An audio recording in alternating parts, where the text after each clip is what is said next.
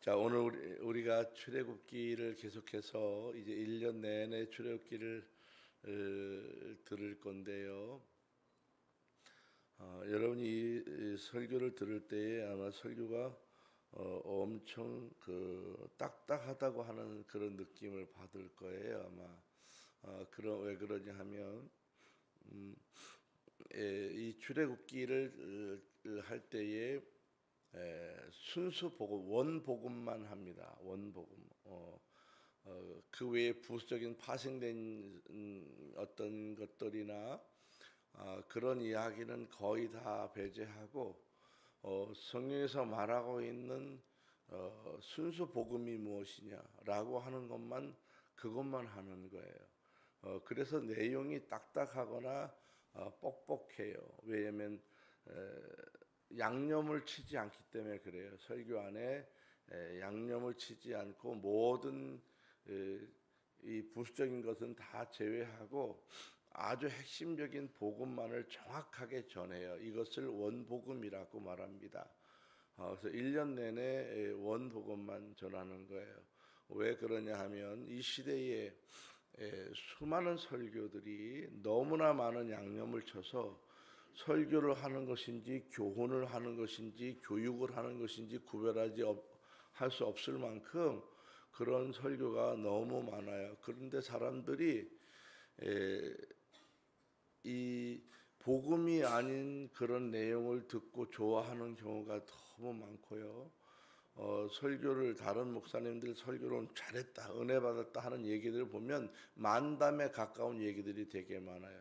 설교는 누구를 즐거우라고 하는 게 아니고요, 재미있는 얘기를 들려주는 것도 아니고요, 특별히 아주 굉장히 교훈적인 것을 들려주기 위해서 하는 것도 아니에요.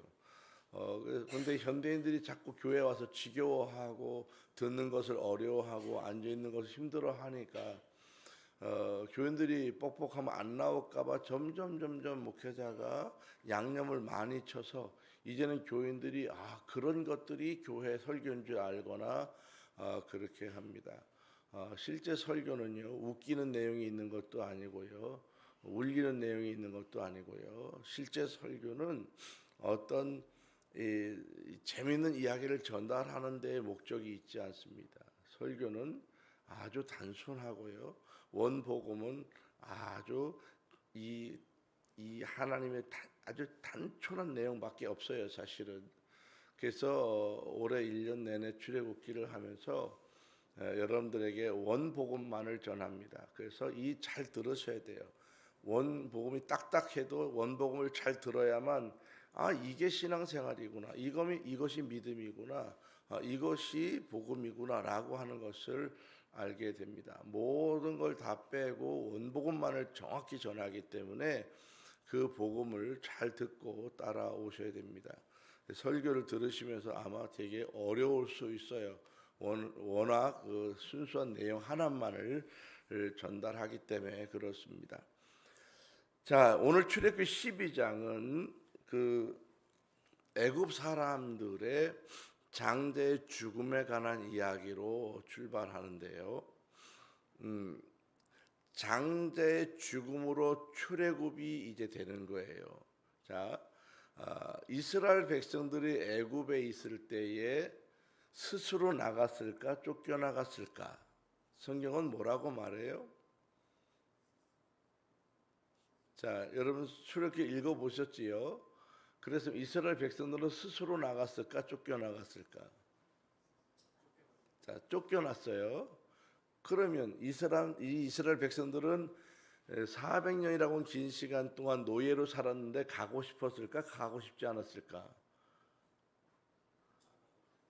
안 가고 싶었어요. 노예임에도 불구하고. 왜 그랬을까요? 왜 그랬을까? 왜 가고 싶지 않았을까? 자, 굉장히 재밌는 이야기예요. 봐봐요. 노예로 살면서도 가고 싶지 않아서 거기에. 왜 그랬을까 그거예요.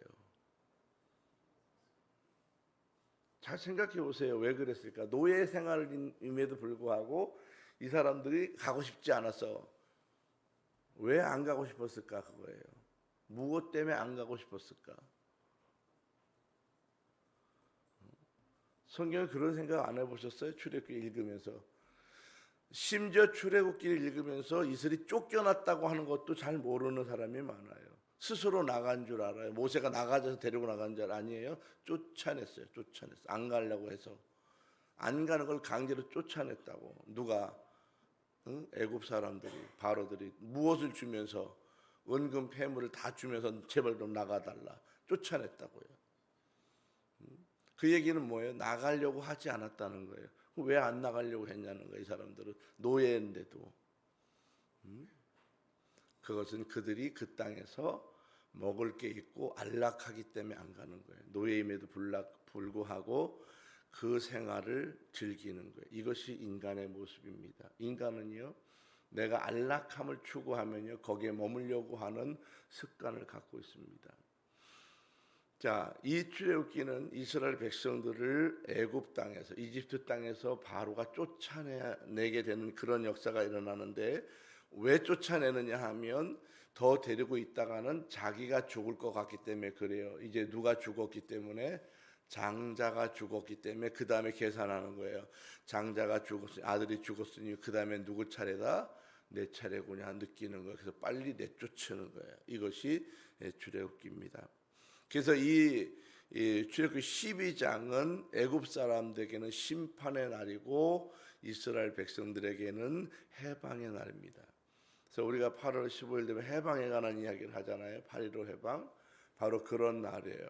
자, 이 날을 12장을 중심으로 이 애굽 땅은 태양력을 쓰고요. 이스라엘 백성들은 원력을 씁니다. 달력을 써요. 여러분은 달력을 써요? 태양력을 써요? 지금 내가 뭘 쓰는지도 잘 모르지요. 우리나라는 태양력을 씁니다. 농사 짓는 사람은 원력을 써요. 음력. 이스라엘 백성들은 원력을 씁니다. 애굽 사람들은 태양력을 써요. 이때까지만 해도 이 사람들이 태양력을 썼다고요. 이 출애굽을 통해서 이 사람들은 그때부터 다시 원래 이스라엘 백성이 쓰고 있는 원력을 쓰게 됩니다. 그래서 이 6월절은 시기적으로 2월 달쯤 되는데 2월 달에 보통 우리가 뭐가 있어요? 2월 달쯤 되면 우리나라 절기로 보면 정월이 있잖아요. 1월 1일이 시작되는 구정이 있잖아요. 구정.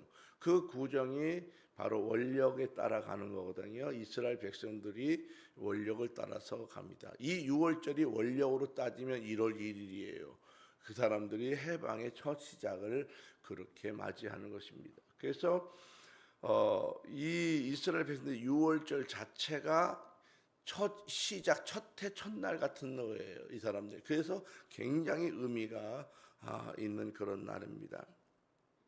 자, 애굽 사람들에게 있어서 장자는 어떤 의미가 있느냐 하면 애굽 사람들은 이 장자는 모든 신들이 자기 장자에게 복을 다 몰아주어서 장자가 잘 돼서 복을 받아서 그 복을 내 가족들에게, 후손들에게, 자녀들에게 나누어 준다. 그런 믿음을 갖고 있습니다. 그래서 모든 신들을 섬기는데 장자가 죽어버렸어요. 그러면 누가 죽은 거예요? 모든 신들이 죽어버린 거예요. 그래서 이 사람들이 모든 복이 무너지고 모든 저주를 받았다라고 생각하기 때문에 저 이스라엘 백성들을 데리고 있다가는 이제 내가 죽겠구나 해서 내쫓게 되는 것입니다. 자, 이런 생각을 갖고 있는 이 애굽 이 사람들에게 장자가 죽는다고 하는 것은 생명줄이 끊어졌다고 하는 재앙을 만난 것을 의미합니다. 이스라엘 백성들이 섬기던 모든 신들이 다 죽었고 이제 그들의 복이 다 끊어졌기 때문에 더 이상 우리가 살아갈 수 없다. 그리고 이제 보니 진짜 참신은 누구라는 걸 알게 된 거예요. 바로 저희 노예로 잡고 있던 이스라엘 백성이 섬기고 있는 여호와가 참신이구나라고 하는 것을 그들이 인정하고 있습니다. 이 6월절은 그런 무엇과 관련이 있는 거냐? 자, 6월절은 여러분 정확히 말하면 모든 복과 관련이 있는 절기입니다. 모든 복과. 애굽의 사람들은 모든 복은 장자를 통해서 온다 그렇게 믿었기 때문에 이 유월절은 복과 관련이 있는 절기예요. 이 장자가 다 죽음으로 복이 끊어졌음을 보고서 이스라엘 백성들에게는 모든 복이 이제 새롭게 출발하는 것이고 애굽 사람에게는 모든 복이 다 끊어져서 아주 양분으로 딱 나눠지는 것. 이것이 바로 유월절입니다. 자, 이스라엘 백성들에게 모든 복이 예배를 통해서 오게 되는 것을 보여주는 것이 바로 유월절입니다. 애굽의 모든 장자들이 죽을 때에 이스라엘 사람들의 가정에는 이 저주가 넘어갔습니다. 자, 이것은 이스라엘 백성들이 자신들의 대문 틀에다가 이 양의 피를 발라 놓았기 때문입니다. 이것이 이제 유월절인데, 자, 유월이라고 하는 것이 무슨 말이냐 하면 한문으로 이렇게 패스오버 됐다는 거예요. 넘어갔다. 이 말이 유월절입니다. 넘어갔다. 무엇이 넘어갔느냐? 죽음의 저주가 넘어갔다. 자, 그러면 죽음의 저주가 누구에게 넘어간 거예요? 피를 발라놓은, 문에 피를 발라놓은 바로 이스라엘 백성들의 집에서 패스오버, 이 죽음의 저주가 넘어갔다. 그런 말입니다. 자, 이것은 죄로 인해서 죽을 수밖에 없는 인간들을 구원하시기 위해 십자가에서 피 흘리신 그리스도의 피 흘리신 희생을 상징하는 것입니다. 이 예수님의 십자가의 피 흘리심이 없이는 구원받을 수 있는 방법이 없습니다. 예수님의 십자가의 피 흘리심을 통해서 사람에게 영원한 구원과 영원한 축복과 영원한 생명이 주어집니다. 바로 왕은 자신의 왕자들과 애굽 사람들의 장자들이 다 죽고서야 손을 들었습니다. 여기서 우리가 이 출애굽기를 읽다 보면 계속해서 의문이 드는 게 뭐냐면, 계속해서 재앙을 퍼볼 때마다 바로 왕이 번복을 해요. 내준다고 했다가 또 못 가게 하고, 내준다고 했다가 못 가게 하고 그렇지요. 자, 제가 그랬지요. 이 바로 왕이 재앙을 한번 퍼볼 때마다 나가라고 했을 때 그 나가는 건 출애굽을 말하는 것이 아니라 뭘 말하는 거라고 그랬어요? 지난주에도 이걸 해드렸는데,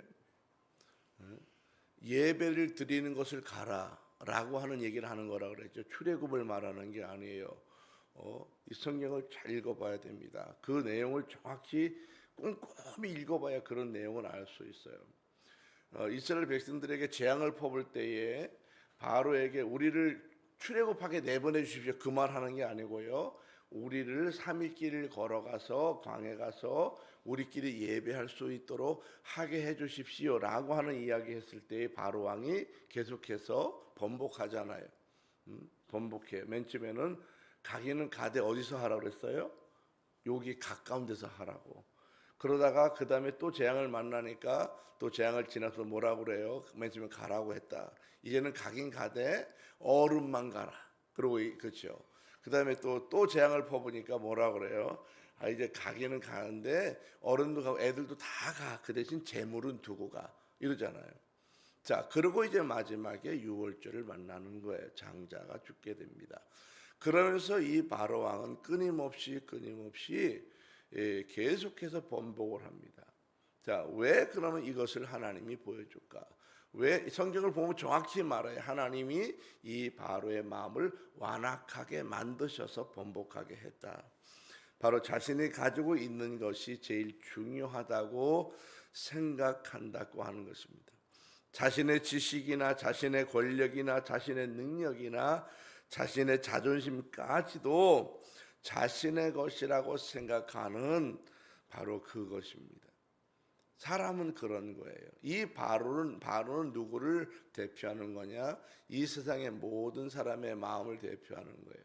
모든 사람들이 하나님 앞에 섰을 때에 무엇을 소중히 여기느냐? 내가 잡고 있는 것을 소중히 여겨요. 어떤 사람은 돈, 어떤 사람은 권력, 어떤 사람은 지식, 어떤 사람은 자존심, 어떤 사람은 자기의 철학, 어떤 사람은 자기의 생업, 사업, 이런 무엇인가 자기가 붙잡고 있는 게 있다고요. 그것을 굉장하게 소중히 여긴다고 하는 것입니다. 그리고 그것을 붙잡고 자기의 고집을 앞세우는 것, 바로 그 대표자가 누구냐?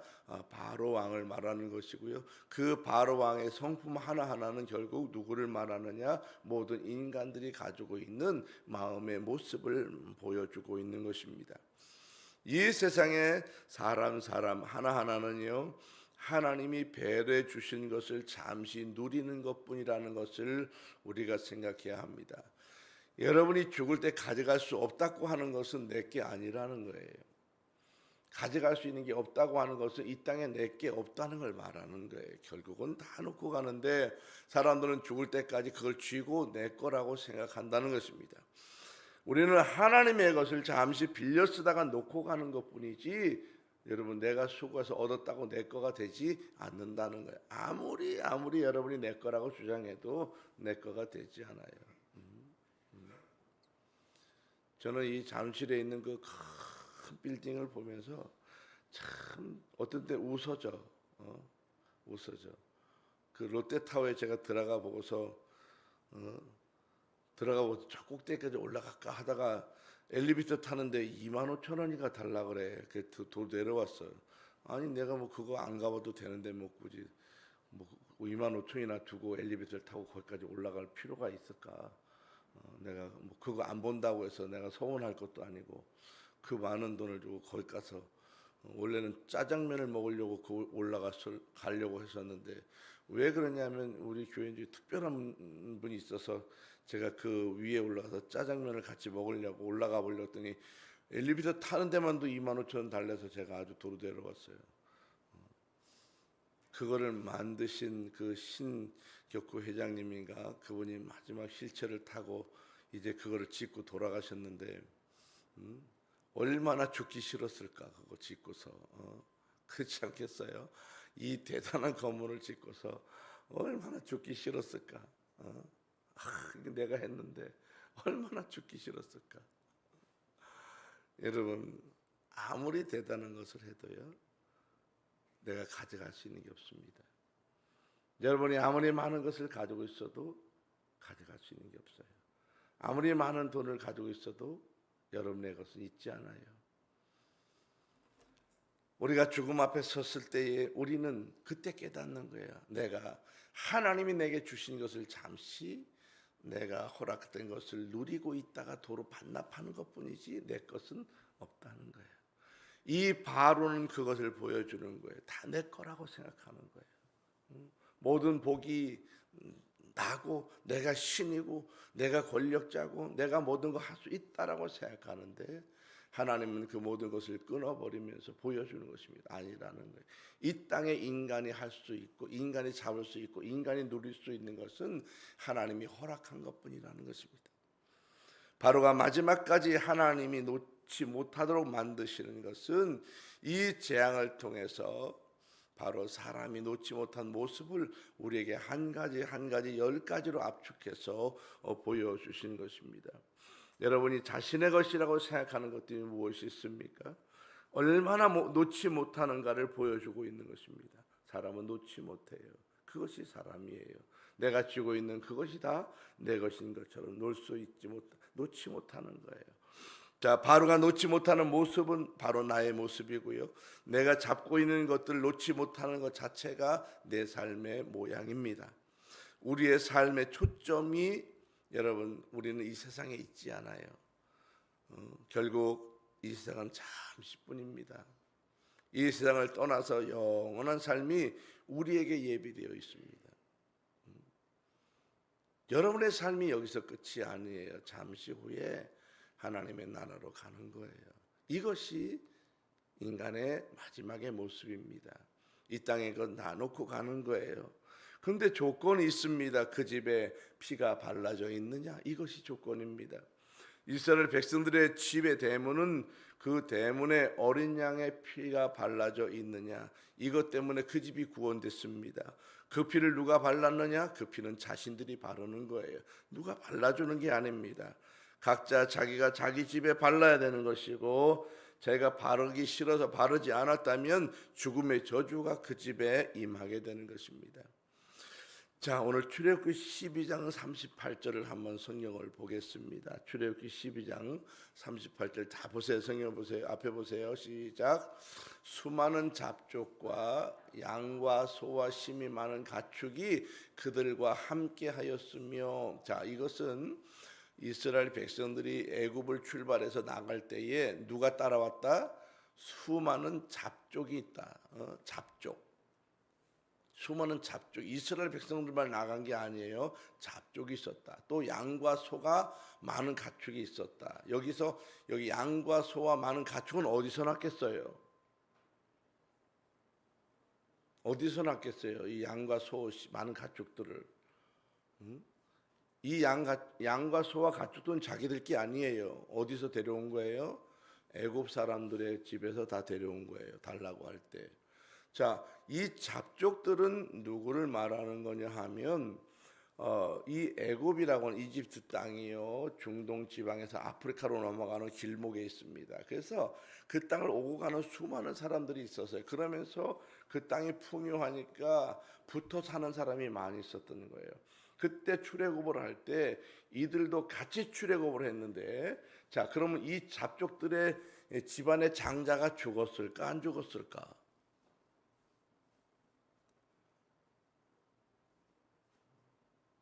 자, 생각해 보세요. 이들의 장자가 죽었을까 안 죽었을까?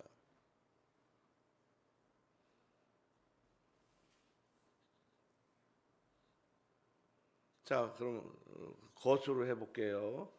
나는 이 잡족들의 장자가 죽었다 생각하는 사람. 들었다가는 안 될 것 같아서인가 봐. 그럼 장자 안 죽었다 그러면, 예, 좋아요. 맞아요. 안 죽었어요. 왜 안 죽었을까? 중요한 건 그거예요. 왜 안 죽었을까? 이 잡족들이 왜 안 죽었을까? 자, 이것은 무엇을 말하는 거냐? 잡족이지만 이스라엘 백성들이 양을 잡아서 문에 피를 바를 때에 이들도 역시 따라 했다는 거예요. 이들이 양을 잡아서 피를 바르지 않았으면 출애굽할 때 따라 붙을 수가 없어요. 그들은 따라 붙을 수가 없어요. 그런데 그들도 잡족이지만은 하나님을 믿는 흉내를 그들도 같이 냈더니 구원이 일어나더라는 것입니다.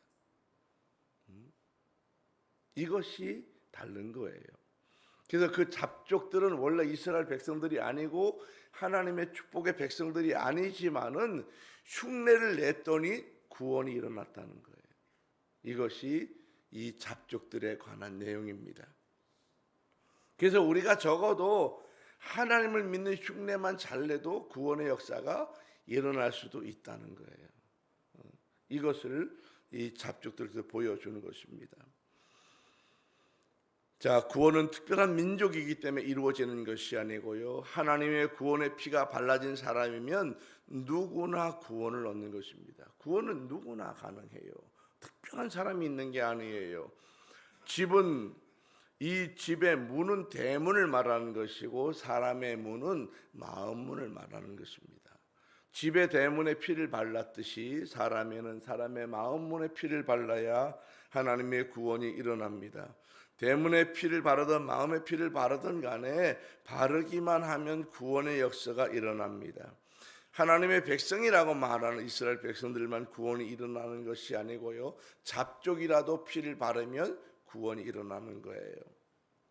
하나님의 구원은 그 사람의 신분을 묻지 않아요. 그 사람의 행위도 묻지 않아요.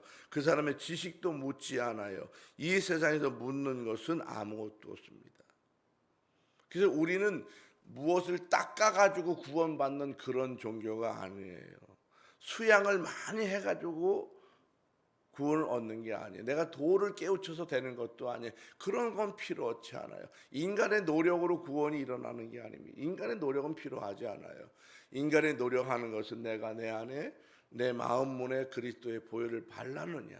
이스라엘 백성 집에 구원이 일어나는 것은 그 집에 있는 사람이 착하기 때문에, 의롭기 때문에, 잘생겼기 때문에, 지식이 높기 때문에 그런 게 아니고요, 그 집에 그냥 피가 문에 발랐냐 안 발랐냐 그것만 따지는 거예요. 내가 이 땅에 와서 예수 믿고 구원받는 것이 내가 지식이 있기 때문에, 착하게 살았기 때문에, 도를 닦았기 때문에, 성경을 한 100번 읽었기 때문에 그런 게 아니에요. 성경 한 번도 안 읽어도 내가 내 마음속에 예수 그리스도를 마음으로 받아들이고 믿었으면 그거 한 가지로 구원이 일어나는 것입니다. 이것이 성경의 진리예요. 자, 구원을 얻는 것은 여러분 얼마나 단순한지 몰라요. 이 구원을 얻는 것만큼 단순한 게 없습니다. 얼마나 쉬운지 몰라요.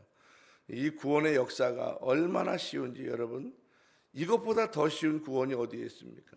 최고예요, 최고. 하나님의 구원의 역사는 최고입니다. 하나님의 구원의 역사는요, 얼마나 쉬운지 몰라요. 여러분 잘 보십시오. 우리가 하나님의 구원의 역사를 이룰 때에 특별히요,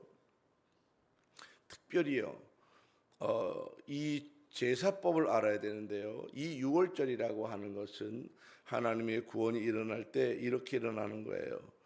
구원이 일어날 때에 특별히 양을 잡아요. 양을 잡았지요. 양을 잡는데 누가 잡아야 돼요? 자기가 잡는 거예요. 양을 잡아요. 그리고 나서 양을 잡은 다음에 반드시 그 양을 피뿌림이라고 하는 게 있어야 합니다. 그럼 어디에다 뿌리느냐? 번제단에 뿌리는 거예요. 피를. 이것이 구약 성경의 바로 구원받는 하나의 방법입니다. 이 방법을 통하지 않고서는 이 구원이 일어나지 않아요. 어떻게 이것이 가능해지느냐? 이것이 가능해지는 최고의 방법은요, 하나님이 그렇게 하라고 했기 때문에 그렇습니다. 그래서 예배라고 하는 것은 내가 하고 싶은 예배를 드리는 게 아니에요. 예배는 하나님이 정해준 방법대로 드리는 것이 예배입니다. 그래서 제가 그랬잖아요. 어느 교회에 장로님이 너무 신기하게 목사님하고 대판 싸웠어요. 목사님하고 대판 싸워가지고 재밌는 것은 뭐냐 하면 이 목사님하고 장로님하고 싸웠는데 이 장로님이 마음이 틀어져가지고 이 새벽 예배를 새벽 4시에 오는 거야. 목사님은 새벽 예배를 꼭 4시 반 이때부터 시작하는데 이 장로님 혼자 4시에 와요. 4시에 와서 먼저 예배를 드리는 거예요.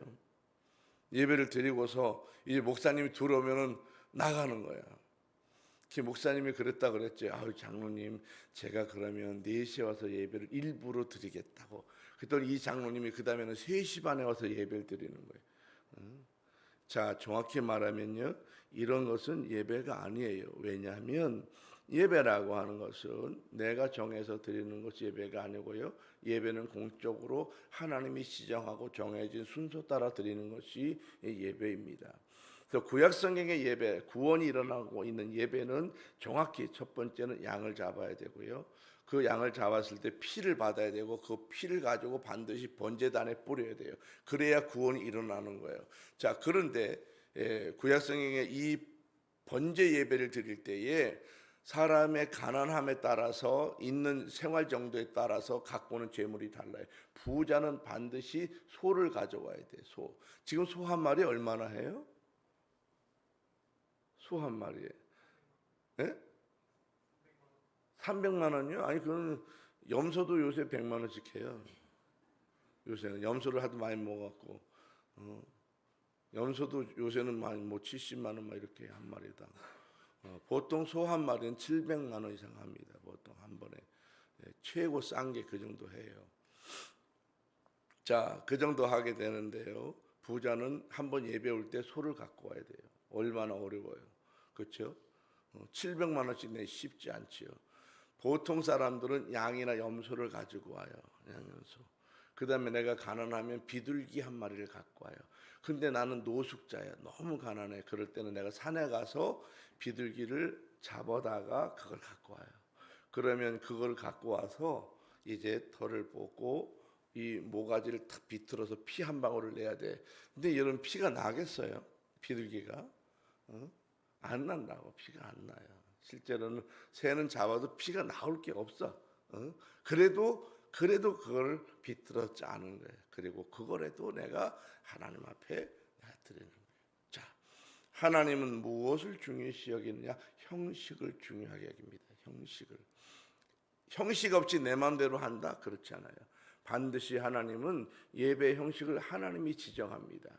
그래서 지정한 형식대로 예배를 드려야 하는 것입니다. 자, 이런 예배를 드림으로 말미암아 하나님의 구원이 일어납니다.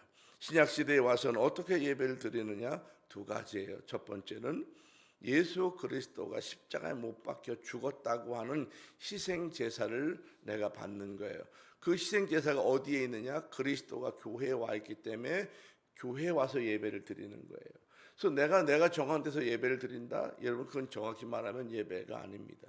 내가 원하는 곳에 예배를 드린다? 아니에요.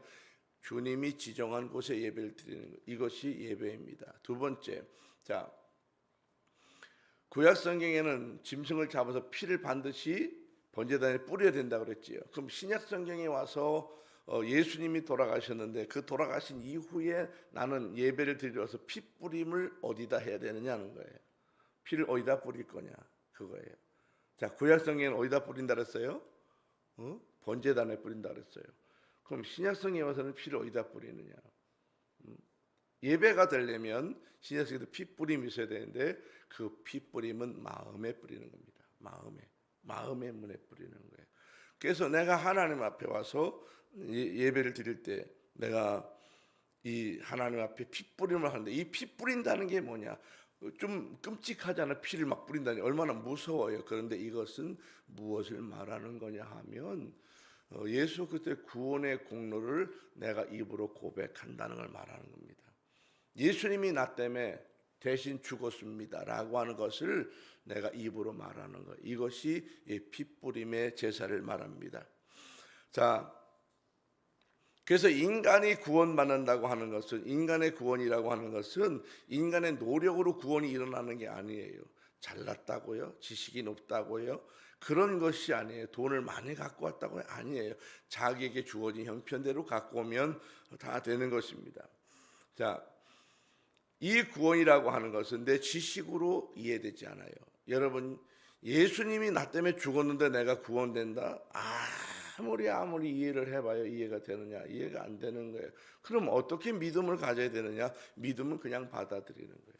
안 믿어지는데 그걸 내가 받아들이는 거예요. 왜 안 믿어질까? 여러분 생각해봐요. 왜 안 믿어질 것 같아요? 여러분 믿어지세요? 여러분 믿어지세요? 솔직히 말씀해 보세요. 진짜 믿어지나? 자, 믿음이라는 게 뭐냐? 믿어지느냐 진짜로? 안 믿어진다니까요. 그리고 죽을 때까지 고민해. 이게 진짜인가 아닌가? 그리고 어떤 고민하는지, 만약에 죽었는데 천국이 없으면 어떡하지? 그런 사람은 의외로 굉장히 많아요. 이게 진짜일까? 열심히 이게 맞을까? 자, 믿음이라고 하는 것은 예수님이 나 때문에 죽었는데 그것이 내게 효과가 있어서 그 믿는 믿음 때문에 내가 천국에 간다고 하는 것, 이것이 믿음이에요. 자, 그런데 이게 안 믿어져요. 잘 안 믿어져요. 믿는다고 생각하는 거예요. 그런데 이게 믿음이에요. 믿는다고 그냥 고백하는 거예요. 그럼 왜 안 믿어지냐는 거예요. 왜 안 믿어지냐는 거예요. 그것은 내가 직접 보지 않았기 때문에 그래요. 보지 않았기 때문에. 내가 보지 않았기 때문에 믿어지지 않아요. 그럼 믿음은 무엇이냐? 보지 않았지만 그것을 그냥 그대로 받아들이는 것, 이것을 믿음이라고 말하는 것입니다. 이것을 받아들이는 것, 자꾸 받아들이고 고백하는 것인데, 제일 중요한 것은 뭐냐면 예배를 통해서 이것을 받아들이고 와서 예배를 통해서 예배를 드리다 보면 어느 날 하나님이 내게 와서 나를 만나줘요. 만나줘요. 왜 나를 만나줄까? 왜 만나줄까? 생각해 보세요. 왜 만나줄까? 만나주는 이유가 뭘까? 왜 하나님이 나를 만나줄까? 내가 이뻐서, 착해서, 내가 믿음을 잘 고백했기 때문에 왜 하나님이 나를 만나줄까? 자, 그것은요, 나를 찾고자 하는 사람에게 내가 만나주겠다고 하나님이 약속했기 때문에 그래요. 그래서 내가 예배 와서 내가 믿습니다라고 고백하며 예배를 드리다 보면 어느 날 하나님이 내게 와 오셔서 네가 믿는 하나님이 나야, 네가 고백하는 하나님이 나야 라고 하는 것을 내게 드러내는 거예요. 그때 내가 그 하나님을 인지하는 거예요. 그 인지 장치가 있다고요. 때로는 질병을 알았을 때, 때로는 어떤 큰 어려움을 만났을 때, 때로는 내가 어떤 특별한 문제를 놓고 기도하다가, 또 때로는 내가 어떤 방언이 막 터지면서 말을 통해서, 또는 어떤 환상을 통해서, 아니면 어떤 특별한 기적을 내가 보면서 여러 가지 형태를 하나님이 살아계심을 내게 나타내요. 이것을 인지장치라고 그랬죠. 그것을 내게 나타내는 것입니다. 그것을 통해서 내가 하나님과 깊은 영적 교제를 누리게 되는 것입니다. 자, 이제 핵심 복음 중에 하나가 뭐냐면 죄가 뭐냐는 거예요. 오늘 이 유월절에 관한 이야기는 유월절에 관한 이야기는 무엇과 관련이 있다고 그랬어요? 아까 설교 서두에. 어려우세요? 자, 유월절은 무엇과 관련이 있다고 그랬어요? 자, 유월절은 복과 관련이 있습니다. 복과 관련이 있어요. 자꾸 유월절은 구원과 관련이 있다고 자꾸 말하는 사람이 많은데요. 포괄적으로 복과 관련이 있습니다. 그래서 장자가 죽은 것은 뭐가 끊어진 거라고 그랬어요? 복이 다 끊어진 것이다. 복과 관련이 있습니다. 이것은. 그러면 이 유월절은 내가 복을 받기 위해서 무엇을 하는 걸 말하는 거예요? 피 뿌림을 하는 걸 말하는 거예요. 피 뿌림을 통해서 첫 번째 복이 뭐냐면 내가 하나님과의 관계를 이어가는 거예요. 이것이 복의 시작입니다. 자, 그러면 이제 죄라고 하는 것을 오늘 이제 말씀을 배울 건데요. 죄가 뭐냐? 죄. 여러분, 죄가 무엇인지 딱 생각하면 무슨 죄 이야기합니다. 그럼 죄라고 하는 것에 대해서 정의를 먼저 생각해 보면요. 죄라고 하는 것은 죄의 기준이 있어야 돼요. 죄의 기준.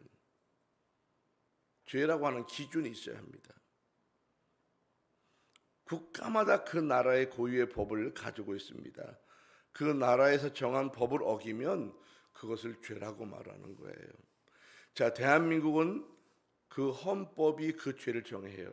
그래서 내가 죄를 국가에 지었다 했을 때 국가 법을 적용했을 때에 그 사람이 죄인지 아닌지를 정하는 것입니다. 자, 외국에 나갔을 때 내가 그 나라 땅을 밟는 순간부터 그 나라 법을 적용받는 거예요. 여러분이 외국에 나갔다가 어떤 큰 어려움을 겪으면요, 빨리 한국 비행기를 올라타야 돼요. 한국 비행기에 올라타는 순간 못 잡아가요. 와서 경찰이 끌어낼 수 있냐? 못 끌어내요. 발바닥만 딱 비행기 닿는 순간 못 만져요. 그게 법이에요. 왜? 한국 비행기는 한국 땅이에요. 그 나라에 갔어도 그게 다른 거예요. 자, 법이라고 하는 것은 그 나라 법, 그 사람의 행동이 그 나라 법에 어긋나느냐에 따라서 죄를 따집니다. 성경에서 말하고 있는 죄라고 하는 것은 세상 법을 지키지 않는 것에 대한 죄를 말하는 게 아닙니다. 성경에서 말하고 있는 죄는 그런 세상의 법률의 죄와 달라요. 성경에서 말하고 있는 죄는 히브리어 원어를 보면 하마르티아라고 하는 원어를 쓰는데요. 이 하마르티아는 원어의 죄의 뜻이 뭐냐 하면 화살이 관역에서 벗어났다는 말이에요. 화살이 관역에서 벗어났다. 화살을 팍 쐈는데 관역에 딱 맞아야 되는데 그 관역에서 벗어나서 꽂혔다는 거. 이것이 죄라는 거예요. 그게 어떻게 죄가 되냐? 그래서 성경에서 말하고 있는 죄라고 하는 것은 잘못하는 거, 또 실수하는 거, 또 목표를 이루지 못한 것을 의미하는 거예요. 여기서 인간의 목표가 무엇인가 알아야 돼요. 하나님이 인간에게 목표를 주신 그 목표가 무엇이냐? 자, 오늘 성경을 보겠습니다. 고린도서 10장 31절입니다. 자, 성경을 읽어보세요. 시작. 그런즉 너희가 먹든지 마시든지 무엇을 하는지 다 하나님의 영광을 위하여 하라 그랬습니다. 자, 이것이 인간의 목표입니다. 인간은 이 땅에서 태어나는 순간 인간의 목표가 뭐냐 하면 하나님의 영광을 위해서 살아가는 것이 인간의 목표입니다. 그래서 인간이 창조된 이후에 내가 살아갈 삶의 방향은 바로 하나님의 영광을 위해서 살아가는 이것이 목표예요. 그것에서 벗어나는 것, 그것이 관역이에요. 하나님 영광을 드러내는 것이 관역인데 거기서 벗어나는 것, 이것이 바로 죄입니다. 내가 실수를 해서 하나님 영광을 안 돌리면 그것이 죄라는 것입니다. 하나님이 인간을 만드신 목적이 뭐냐 하면 하나님을 경외하도록 만드는 거예요. 이 경외의 자리를 벗어난 것이 바로 죄입니다. 경외를 벗어났다 내가. 자, 출애굽기 20장에 가면 이제 앞으로 나오겠지요. 지금 12장이니까 8장만 넘어 20장에 나오는데 출애굽기 20장에 가면 10계명이 나와요. 10계명이 나오는데 이 10계명은 하나님이 세상을 만드시고 하나님과의 관계 가운데 서로 지켜야 될 관계적인 법을 말하는 거예요. 그래서 성경의 법은 관계법입니다. 정죄법이 아니에요. 성경은 관계법입니다. 이 법을 율법이라고 말해요. 이 율법은 도리법입니다. 도리법. 이 도리라고 하는 것은 뭐예요? 내가 이렇게 생각하고 관계 가운데 지켜야 될 도리를 말하는 거예요. 그래서 성경의 법은 도리법입니다. 창조자인 하나님과 피조물인 인간 간의 도리법이 바로 율법이에요. 내가 하나님과의 관계 가운데 도리법. 자, 율법은 그래서 인간이 창조자인 하나님에 대해서 어떻게 처세할까 그 처세법을 말하는 것이 율법입니다. 10계명은 10개의 계명으로 이루어져 있는데 두 부분으로 나눠져요. 1계명부터 4계명까지는 하나님에 대한 처세법을 말하는 거예요. 하나님에 대한 처세법. 그 다음에 5계명부터 10계명까지는 사람에 대한 처세법을 말하는 거예요. 이 두 가지 처세법이에요.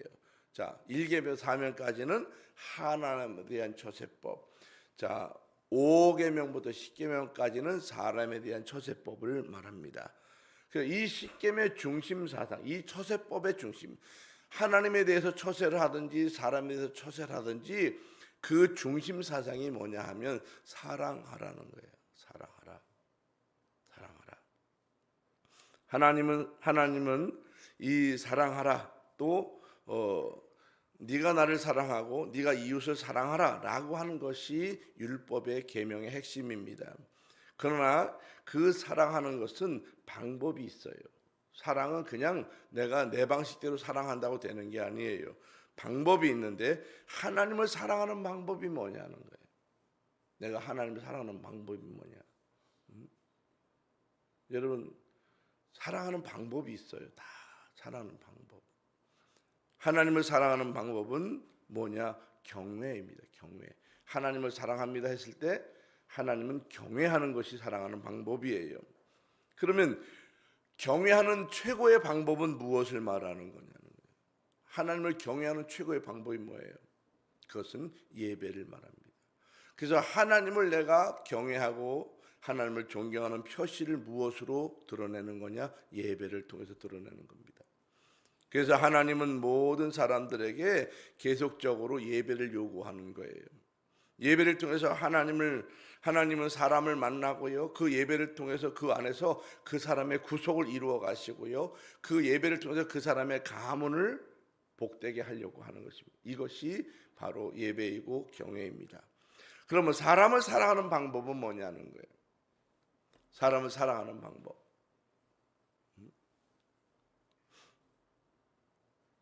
사람을 사랑하는 방법. 생각해 보셨습니까? 사람을 어떻게 사랑해야 되느냐?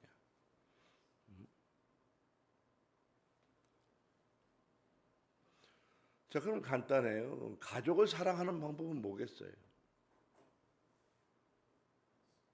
아주 근본적인 질문을 하니까 어려우실까요?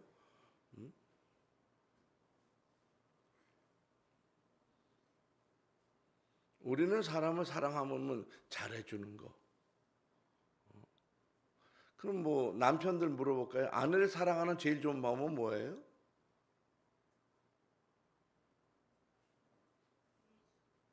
예? 아내 입장에서 물어봐요. 남편이 나한테 제일 잘해주는 것을 뭘 바라겠어요? 예? 아껴주는 거. 또 있어요? 아껴주는 거. 예쁘게 말해주는 거. 예. 사랑해서 아주. 노사연이라고 하는 분이 부른 노래가 있어요. 제가 그 노래를 봤더니 그런 말이 나오더라고. 자기를 안아주면서 사랑한다고 말해주라는 거예요. 그게 자기 바람이라는 거예요. 자, 그럼 남편 입장에서는 아내를 어떻게 사랑하면 좋겠어요? 그러면 아내 입장에서 남편을 어떻게 사랑하면 좋겠어요? 아주 간단한 거죠. 하나님은 사람을 사랑하는 방법을 정해놨어요. 이 사랑의 방법에서 벗어나면 사고가 일어나요. 왜 그러냐면 내가 원하는 것을 요구하기 때문에 그 사랑의 문제가 일어나는 거예요. 하나님께서 나를 사랑하는 방법으로 뭘 요구했어요? 경외하라는 거예요. 경외. 그 경외하는 방법을 예배를 통해서. 자, 그러면 이웃을 사랑하는 방법, 사람을 사랑하는 방법은요, 존중해 주는 거예요. 그냥 존중해 주는 거. 이것이 이웃을 사랑하는 방법입니다. 그럼 부모를 존중해 주는 방법은 뭐예요? 성경에 다 나와요. 부모를 존중해 주는 방법이 뭐냐는 거예요. 첫 번째 나와요. 5계명에 나오는 거. 그렇지요. 그 부모를 존중해 주는 방법은요, 공경해 주는 거예요. 이것이 사랑하는 방법이에요. 그러면 이웃을 사랑하는 방법은 뭐예요? 이웃을. 글쎄 그 사랑하는 방법이 뭐냐는 거예요. 그것은 탐내지 않는 겁니다. 탐내지 않는 거. 이웃을 존중하는 건 그거예요. 저것을 내 것으로 갖고 왔다. 탐내지 않는 거예요. 존중해 주는 거예요. 그 사람. 그래서 내가 남편이 아내에게 존중한다고 하는 게 뭐냐면요, 탐내지 않는 거예요. 그리고 그 사람에게 내 존중의 표시를 하는 거예요. 그 존중할 때요, 제일 중요한 게 뭐냐 하면 이야기를 들어주는 거예요. 가만히 끝까지 이야기 들어주는 거예요. 서로 이야기하다 보면은 이야기를 계속 가로채는 사람이 있어. 중간에 이야기를 안 듣고. 그런 그 사람을 존중하지 않는 거예요. 어떤 이야기해도 끝까지 들어줘야 돼요. 그게 존중하는 거예요. 근데 이야기를 듣다 보면 자꾸 아니래. 그게 아니고 그게 아니래. 그게 계속 존중하지 않는 거예요. 아니, 존중은 뭐냐 하면 그 사람이 말 같지 않는 이야기를 해도 아 그러냐고 끝까지 들어주고 그 사람이 그렇다고 하면 인정해 주는 거예요. 인정해 주는 거예요. 코끼리가 알을 낳았다고 막 주장하는 사람이 있어요. 그러면 그 사람을 어떻게 인정해 줘야 돼요? 아, 코끼리가 알을 낳을 수도 있군요. 그냥 그대로 인정해 주면 되는 거예요. 말도 안 되는 소리 하지 말라고. 무슨 코끼리가 알을 낳느냐고. 이런 사람은 또 그거는요, 존중이라고 하는 게 뭔지를 모르는 거예요. 사람을 사랑한다고 하는 것은요, 내 주장을 펴거나 내가 가르치려고 하거나 내 방식대로 이식하려고 하는 게 아니고요, 그 사람의 이야기를 끝까지 들어주면서 그 사람을 존중해 주는 거예요. 그리고 내가 그 사람을 가르치거나 탐내지 않고요, 내가 그 사람이 그 사람으로서 서게끔 계속 들어주고 받아주는 거예요. 그럴 때 그 이웃을 사랑하는 것입니다. 여러분, 하나님이 우리의 기도를 들어줘요? 하나님이 내게 가르치는 걸 많이 해요? 여러분은 어떠세요? 여러분은 어떠세요? 하나님 말할 때마다 맨날 와서 여러분의 말하면 여러분 괴로워서 못 살 거야. 여러분 밤새 말해도 하나님 아무 말 안 하잖아요. 그걸 다 들어주잖아요. 그러고 와서 보면 기도가 응답되기도 하죠. 하나님이 나를 존중해 주는 거예요. 하나님 올 때마다 막 뭘 잘했다고 떠드냐? 막 맨날 그래봐요. 어떻게 살겠어요? 하나님 그렇게 하지 않아요. 그만큼 하나님 나를 참아주고 기다려주고 존중하는 것입니다.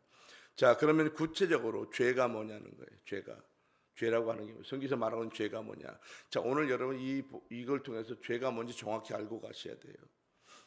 죄는 이 율법적인 그런 죄가 무엇을 말하는지 알아야 돼요. 인간이 하나님에 대한 도리를 하지 않는 것 죄예요. 도리를 하지 않는 것. 이것은 관계법이기 때문에 그렇습니다. 피조물의 도리는 창조자를 경외하는 것입니다. 그래서 인간이 하나님을 경외하지 않는 것 자체가 죄예요. 근데 사람들은 죄 그러면 누구를 죽이거나 사기치거나 뭘 나쁘게 하거나 해하거나 이런 걸 죄라고 생각. 이거는 이 국가법에 관한 이야기를 하는 거고요. 성경에 말하는 율법의 죄는 관계법입니다. 내가 하나님 앞에 인간의 피조물로서의 도리를 감당하지 않는 것에 대하여 그것을 죄라고 말합니다. 자, 그러면요 봅시다. 에덴 동산에 있습니다. 에덴 동산의 선악과를 하나님 뭐라 그랬어요? 따먹지 말라고. 근데 선악과를 따먹었어요. 그래서 죄를 지었어요. 어떤 사람이 그랬어요. 아, 하나님 나쁘다는 거예요. 그놈의 선악과를 왜 거기다 심어갖고 사람이 죄를 지게 시원하게 탁 잘라버렸어야지. 자, 그런 이야기를 하는 분들이 있어요. 실제로 있었습니다. 고대 철학자들 중 많이 있었어요. 자, 그러면 선악과는 무엇을 말하는 거냐는 거예요. 선악과는 이 선악과라고 하는 것은요, 하나님께서 인간과의 뭐예요? 관계 도리법을 정해놓은 거예요. 네가 그것을 따먹지 않는 것으로서 나는 네가 나를 존경하는 것으로, 네가 나를 경외하는 것으로 내가 이해하겠다는 거예요. 그렇게 받아들이겠다는 거예요. 이겁니다. 이게 다른 거예요. 자, 봅시다. 남자들 간에 자, 나이 차이가 있는 선후배가 있어요. 그러면 후배가 선배에게 보통 어때요? 존댓말을 쓰잖아요. 그렇죠? 아, 선배님, 아, 형님, 뭐 이렇게 말하잖아요. 근데 이 개새끼야, 수새끼하고 막 욕을 해봐요. 그럼 뭐가 무너진 거예요? 처세가 무너지고 관계가 무너지는 거예요. 이게 죄라는 거예요. 하나님은 인간이 하나님과의 관계 속에서 유지를 해가야 되는데 그 관계를 어그러뜨리고 피조물인 인간이 이 창조자인 하나님을 하나님으로 존대하지 않을 때 이것을 죄라고 여기는 것입니다. 그 죄는 뭐예요? 내 도리를 하나님 피조물인 인간이 하나님에 대한 도리를 해나가지 않는 것을 죄라고 말하는 것입니다. 그래서 여러분 정확히 말하면 죄는 뭘 말하는 거예요? 인간이 내가 피조물이라고 인정하지 아니하고 하나님 앞에 도리를 해야 될 예배를 드리지 않는 것 자체를 죄라고 여기는 거예요. 그래서 죄인은 절대 여러분 예배에 나올 수가 없어요. 그 사람은 하나님을 인정하지 않는 것입니다. 예배에 나온다고 하는 것 자체를 왜 하나님이 귀하게 여기느냐? 나를 인정하고 온다는 거예요. 그래서 예배 나오는 사람을 통해서 복을 주시고 예배 나오는 사람을 통해서 가문을 이루시고 예배 나오는 사람을 통해서 하나님의 구원을 거기에 부여하는 것입니다. 사람이 예배를 드린다고 하는 것 자체가 하나님은 나를 어떻게 보는 거? 아, 네가 나를 경외하고 있구나. 그것을 인정하는 것입니다. 아담과 하와가 선악과를 따먹지 않는 것을 보고 하나님은 아, 너희들이 나를 경외하고 있구나 이렇게 인정하는 거하고 똑같은 것입니다. 하나님을 경외하는 방법이 바로 예배입니다. 이웃에 대하여 존중하는 것이 그 사람을 사랑하는 것입니다. 사람들과 이야기를 하다 보면요, 자신의 생각을 관철시키려고 하는 사람이 있어요. 여러분의 생각을 관철시키려고 하지 마세요. 막 쑤셔놓고 그거 아니라고 막 이러면 안 돼요. 그냥 들어주세요. 끝까지. 거의 다 본인도 잘못된지 알아요. 근데 우기는 게 많다고요. 그러고 몰라도 나중 되면 다 알게 돼요. 그래서 제일 중요한 것은 뭐냐면 계속 기다려주는 거예요. 듣고 기다려주고 듣고 기다려. 이것이 그 사람을 사랑하고 존중하는 것입니다. 오늘 본문의 6월절에 관한 이야기 나오는데요. 하나님을 잊어버린 이스라엘 백성들이 하나님을 다시 예배하는 첫 시작이 바로 6월절을 말하는 것입니다. 결국 이스라엘 백성들이 하나님께 돌아온다고 하는 증거가 뭐예요? 예배를 했다는 거예요. 어린 양을 잡아서 피를 발랐다고 하는 거 뭐예요? 그들이 하나님을 인정했다고 하는 걸 말하는 거예요. 하나님이 지정한 예배를 나왔다는 것입니다. 그래서 인간의 축복의 자리로 나가는 첫 번째 관문이 뭐예요? 예배입니다. 죽음을 이기고 저주를 이기고 하나님 앞에 나오는 첫 관문이 바로 예배입니다. 하나님은 예배의 방법도 일일이 지시해요. 이렇게 예배하라고. 그래서 그 예배는 희생 제물이 있어야 되고요. 반드시 함께 드릴 사람이 있어야 돼요. 내가 혼자 예배한다? 그건 가짜입니다. 난 집에서 혼자 예배 경건하게 드린데 그건 자기 마음이고요. 하나님은 그렇지 않아요. 공중으로 나오라는 거예요. 함께 드릴 예배가 있어야 합니다. 그래서 여러분 가문적인 거예요. 예배는 가문적인 거예요. 내가 오늘 대표로 교회에 나왔으면 아니에요. 성경은 가문을 이야기합니다. 계속 족보를 말해요. 그건 뭐예요? 그 집안이 다 예배하라는 거예요. 왜? 그것을 통해서 그 가문에 복을 주고. 여러분 내 자녀가 예수를 잘 믿어서 하나님의 복을 받았어. 그럼 결정적으로 누가 좋겠어요? 여러분의 자녀가 잘 됐어. 이 땅에서. 정말 건강하고 좋은 집을 사고 좋은 회사를 누리고 돈을 많이 벌고 유명해지고 참 신실해 마음이 좋아. 누가 마지막 좋겠어요? 그 부모가 좋은 거예요. 부모가. 그래서 하나님이 후대를 축복하는 가장 중요한 이유는 그 선대를 좋게 하려고 하는 것입니다. 선대.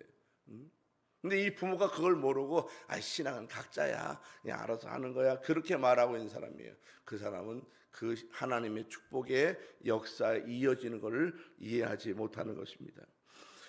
여러분, 그래서 여러분 이 성경에 보면 여러 가지가 나와요. 유월절은 쓴 나물을 먹어야 되고 지팡이를 들어야 되고 허리띠를 매야 되고 신발을 신어야 되고 급히 먹어야 되고 막 그래요. 왜 그러냐면 너희는 나그네라는 거예요. 언제든지 떠날 수 있다는 거예요. 이거를 그것입니다. 우리가 예배를 통해서 드리는 게 뭐냐면, 예배를 통해서 드리는 건 내가 오늘이라도 내가 하나님 부르시면 갈 수 있습니다. 이게 예배예요. 예배를 오늘 마지막으로 내가 드렸어요. 그리고 내가 하나님에게 갈 수 있다. 그래도 갈 수 있다는 거예요. 이것이 하나님과의 관계. 근데 이 관계가 끊어졌어요. 여러분, 그러면 그때 위태로워진 것입니다. 또 오늘 보면은 그 남은 뼈와 고기를 불태워버리라고 왜 그랬을까 하면, 이 하나님의 구원의 은총이라고 하는 것을 헛되이 가치를 모르는 사람들에게 주지 말라는 것입니다. 예배는요 아무나 나오는 게 아니에요. 하나님의 특별한 은총을 받은 사람만이 예배에 나오는 것입니다.